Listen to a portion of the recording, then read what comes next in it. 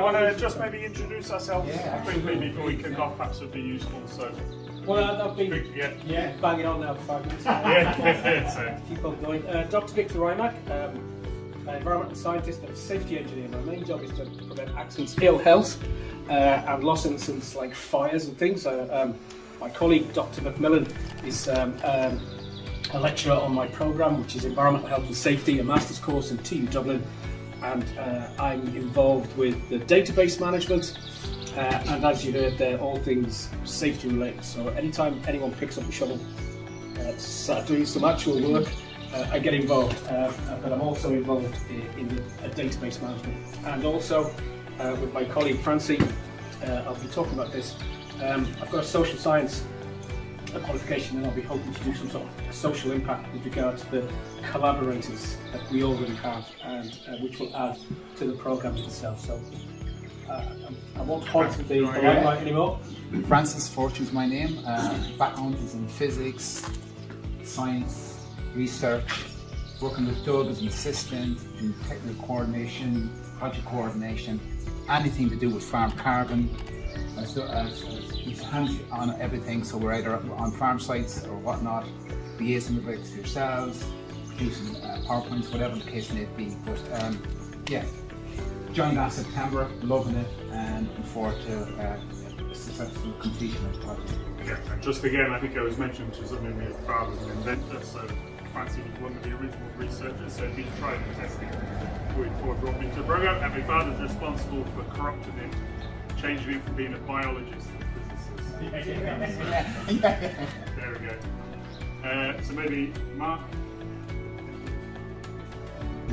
Well, it's the same as us, with similar Francie really.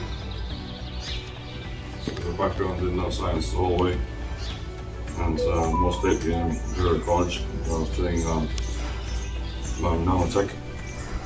We're hoping to use that for this as well. And monitoring the bogs. And Mark is very much our man on the bog. Yes. All hours, all days, all weathers. Anything. So I haven't done the maths on here, but I don't know how many depths of meters of PV depth. So yeah, we can find a way to also make the depthing. Yeah, that would be great. What we need is something that measures and you click it and the GPS will take it. So, okay. Crispin, our man in the car. Crispin's joined us in the IT side of things, and we've done various measures packages which we bring to the farmers and discuss. I developed it on an Excel originally with the group here based on all our findings, and we're going to turn it into an app for Crispin's help. And we're going to use, we also have a FarmCarbon toolkit which will actually for carbon calculations by the farmers themselves and every aspect of the farm. So we're going to develop that into an app for ourselves as well. And Crispin, if it's all right with you, they just film just for shots, snapshots and things like that. And he's also going to be flying a drone today as well. And we also have a second drone in place here as well, which will be able to stretch it and talk about that. But Crispin, you can just even mention where you're from. Yeah, I'm from originally from Sri Lanka, living in Ireland. Now I'm from Cork, by the way. So glad to join with the Sri Lankan one. Yeah, glad to join with the team, by the way. So and he's a new dad. Yeah, 2 months old little girl. That's when he has that smile all the time.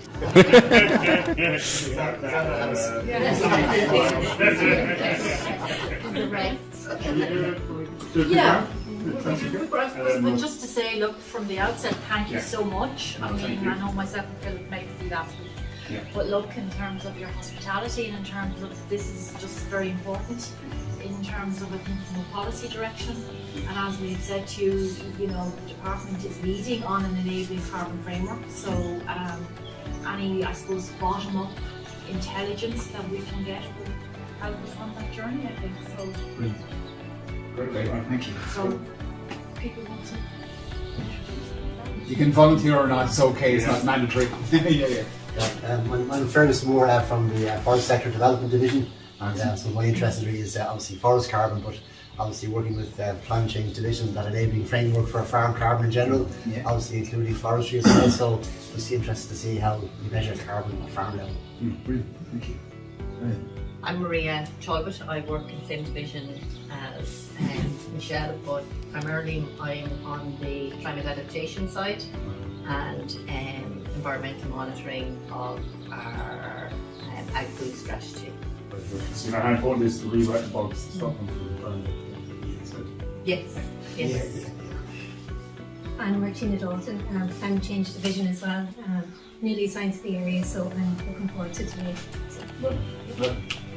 So Michelle, working in climate change and bioenergy policy division, I suppose work primarily on the bioenergy side, so on the sustainable energy side, and then also leading from Philip and France. Brian Murphy in the Climate Change Division as well. I'm doing a bit on the adaptation side with Maria and on the Green Deal and so on. Aidan Lawler from the Climate Change Division as well, kind of working around greenhouse gases, ammonia emissions and the adaptation with Maria as well. Yeah, so Philip Blackwell in Climate Change Division as well, so leading on land use, so especially the peatland rewetting side, so involved in, I suppose, getting the funding for the EIPs and getting them up and running, so it's very previous funding and so on. It's great to see it coming from something that we see we did a need for, and then to see it on the ground here is great. So, It's important for us. yeah, so it's getting from point A to B in terms of the challenge we have, in terms of targets we have around the wetlands. It's challenging, but yeah.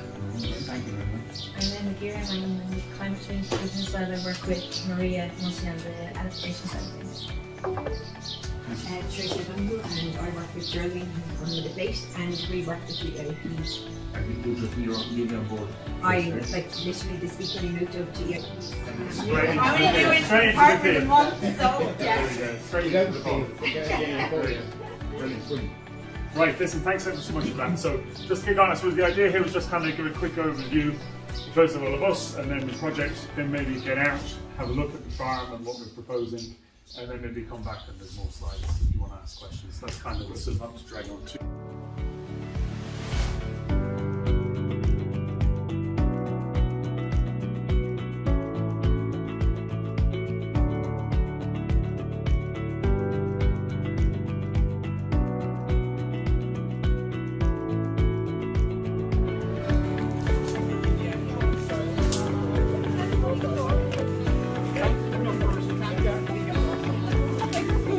This is what happens once you cut the edge of the bog and it's been drained. This is what will happen. This is the natural succession once you've messed the bog. It will never happen, as I say, with the hand being drained and cut. So once you've done that, this is what happens, and it's around the edge of all the bogs. And as I said, the common misconception is trees are good.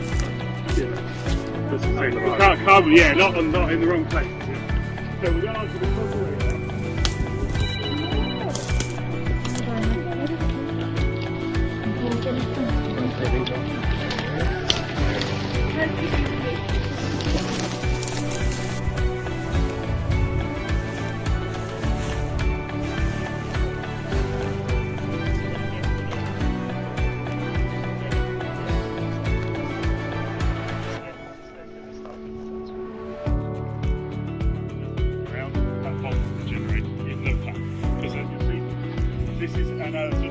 That came after. This is when we're looking at with drones up. This is in a little bit of a hollow. So again, because the water's being retained, you can see it's basically stagnant. So this is kind of, these are decent sized products.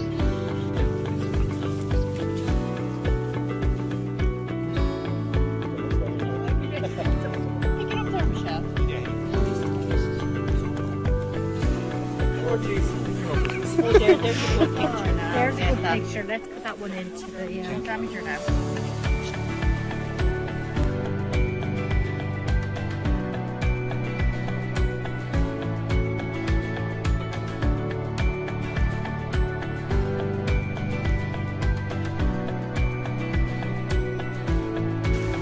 Plant, so again, everything is only rainwater, so there's no nutrition, very little.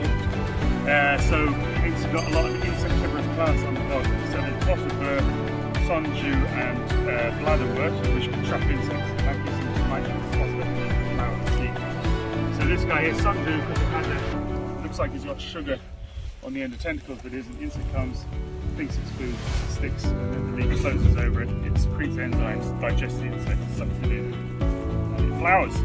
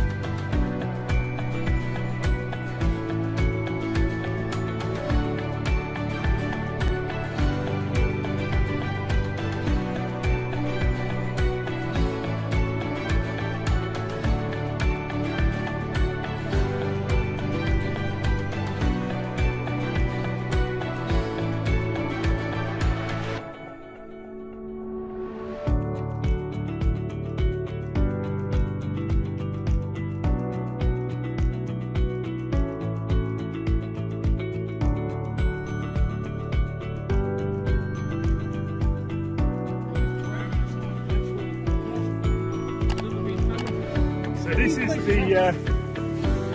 peak that kind of comes out here.